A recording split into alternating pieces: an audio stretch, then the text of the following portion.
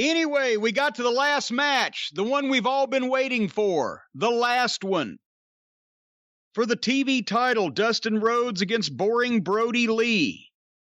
And I wrote, as soon as this match was about to get started, I wrote, if anybody can get a good match out of Brodie Lee, it's Dustin. Seconds later, I wrote, well, okay, maybe not. Jumpstart, immediately they went to the floor and out into the arena so that Brodie Lee can try to be Bruiser Brodie. Somebody actually said, and here's the thing, I guess this guy's a fucking real idiot because he's not even enough. He didn't take the name Brodie after Bruiser Brodie because he's a big, tall fuck that uses a lot of big boots and has long hair and a beard. He took it from some movie that the fucking main character's name was Brodie, and he looks like this guy. Did you see this? Several people wrote this. Jason Lee and Mallrats. Yeah, Mallrats. So he took the name, instead of Bruiser Brodie, he took it from Mallrats. Well, good that malls have rats since wrestling doesn't anymore.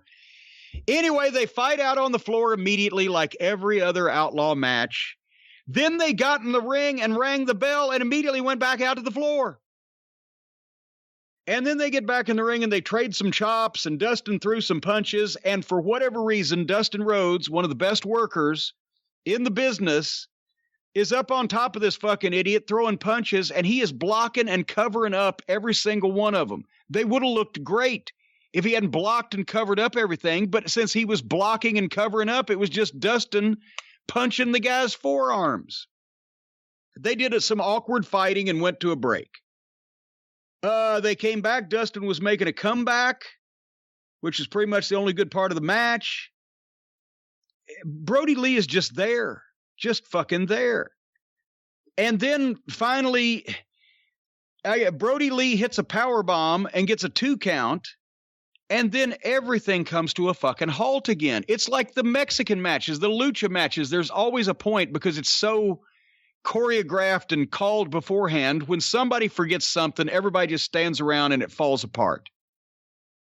These American matches are doing that because the AEW guys, I don't know what the fuck. Anyway, one of the midget Dark Order guys jumped in and interfered right in front of the referee. You saw this. Was I imagining this? And then Dustin just shit-canned him. The referee just stood there, and even Jim Ross was like, well, the referee's giving him some leeway here. Yeah. Oh, God. And then Dustin tried to give Brodie Lee a pile driver, and Brodie Lee couldn't get up for it. And they had to try again. Then he got the second try and covers him, and Brodie Lee grabs the bottom ropes. But now Dustin is selling after he just gave the guy the pile driver. He had the strength to pick him up twice, actually. The first time, Brodie wouldn't go. Picked him up twice, gave him a pile driver.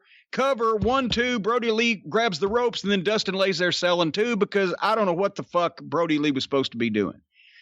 At one point, then going into the finish, he missed, Brodie Lee did, 2/3 of the kicks that he tried to throw, one of them badly, and then hit a clothesline and beat Dustin 1, 2, 3. They're going to try to put this fucking guy over no matter what. And I guarantee you that they can try hot air balloons, moon rockets, helium up his ass. Brodie Lee is a lost cause.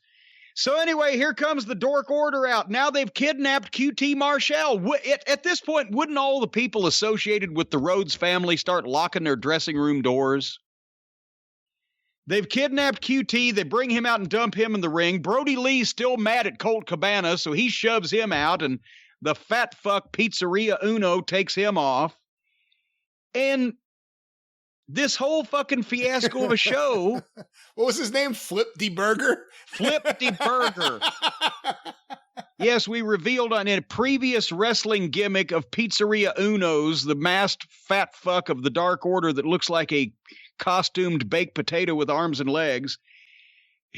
One of his old gimmicks in his backyard wrestling days was Flip D Burger. They ended up the show with a bunch of midget job guys and Brodie Lee standing over the faces. This was the worst television program that they have ever done, and that takes in a lot of fucking ground. There have been some bad sucked. ones. There have been some bad ones. I don't know if this is the worst. But what was good? Let's go back again over these notes real quick before we get to NXT and try to get the taste out of our mouth. I don't know where your DVR cut off. You heard they were building up that Cody had a big announcement. Well, I was the actual show ended, but then Cody came on with a 2-minute commercial. Yeah, folks, I'm so fucking crippled and broke up by the fucking guy, the way he treated me and knocked me off the stretcher, the guy you just saw, that I'm going to host a new show or be a judge on a new show. A talent show where a bunch of people do stupid, dangerous shit. They knew exactly the audience to go to. If there are a bunch of ignorant fucking people out there in the United States of America that like to watch stupid people do stupid, dangerous shit, buy time on AEW wrestling. So, so Cody, they have like a 2-minute fucking rundown of his new television program. So, in wrestling, the reason to hurt a babyface is so that the babyface can go away and stay out just long enough selling the injury that people want to see him come back and get revenge. And you give updates on the babyface, but you don't see the babyface until finally, shortly before the match is supposed to take place. Then the babyface comes back, maybe still selling the effects so the heel can get a little heat on that damaged body part going into the fucking eventual match. If the fucking babyface is gone for 2 weeks and then is fit as a fiddle and ready to play, as they used to say, on a goddamn television show as a host, well, he's not really doing too bad. So why does anybody want to see him come back and get even? Wow. You put me out of wrestling and into a fucking host chair on a game show so I can get paid without getting beat up. How dare you? It's fucking garbage.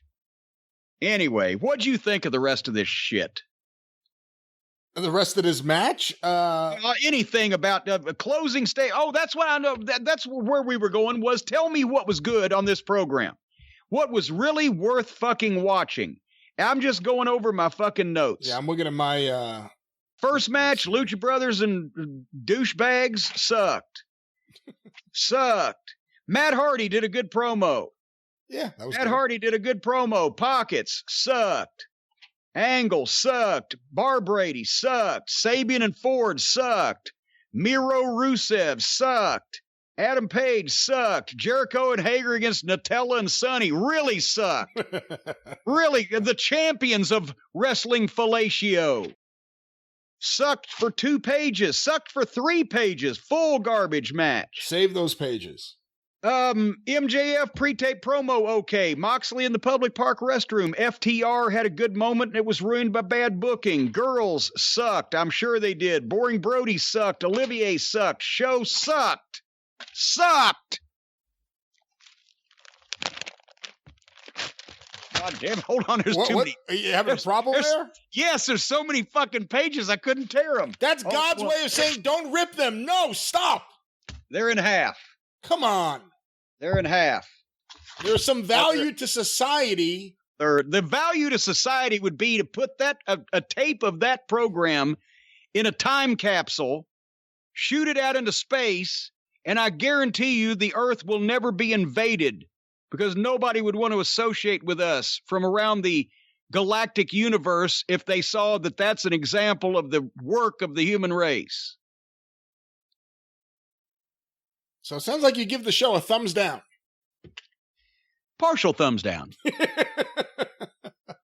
That was AEW, ladies and gentlemen. Yes, it was.